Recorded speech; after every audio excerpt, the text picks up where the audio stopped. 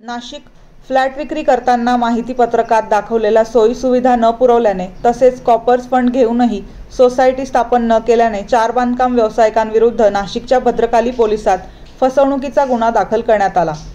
भारतीय डाक सेवा विभागात विकास अधिकारी म्हणून कार्यरत अभिजित वानखेडे यांनी या प्रकरणी तक्रार देखील केली आहे।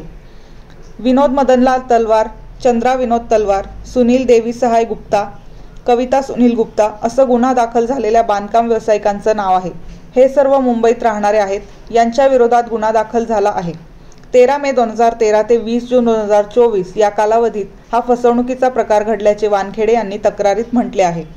ते कर्मा गॅलेक्सी अपार्टमेंटचे चेअरमन म्हणून काम पाहतात। त्यांच्यासह एकूण 163 फ्लॅट धारकांनी 2013 ते 2024 या कालावधीत मेसर्स कर्मा रिअल्टी गॅलेक्सी अपार्टमेंटमध्ये भागीदार असलेल्या संशयित चौघांकडून फ्लॅट खरेदी केले।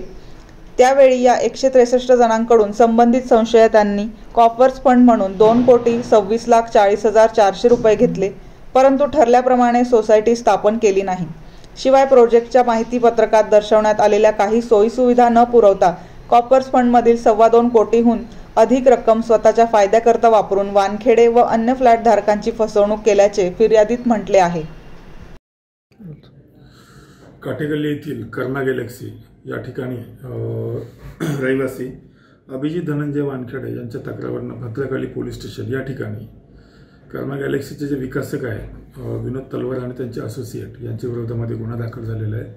एकूण 163 फ्लॅटधारक यांच्याकडनं कॉर्पस फंडाच्या नावाखाली त्यांनी एकूण 2,26,40,000 एवढी रक्कम घेतली। 3 वर्षानंतर सदरची रक्कम त्यांनी संपल्याचे जाहीर करून फ्लॅटधारकांना त्यांच्या बिल्डिंगचा मेंटेनन्स त्यांनी स्वतः करण्यास सांगितलं। तसेच फ्लॅट विकतेवेळी त्यांना जे अम्युनिटीज ज्या त्यांनी सांगितल्या होत्या किंवा ज्या जागा किंवा ज्या सोयीसुविधा पुरवण्याबाबत त्यांनी आश्वासन दिलं होतं ते त्यांनी आश्वासन पूर्ण केलेलं नाही।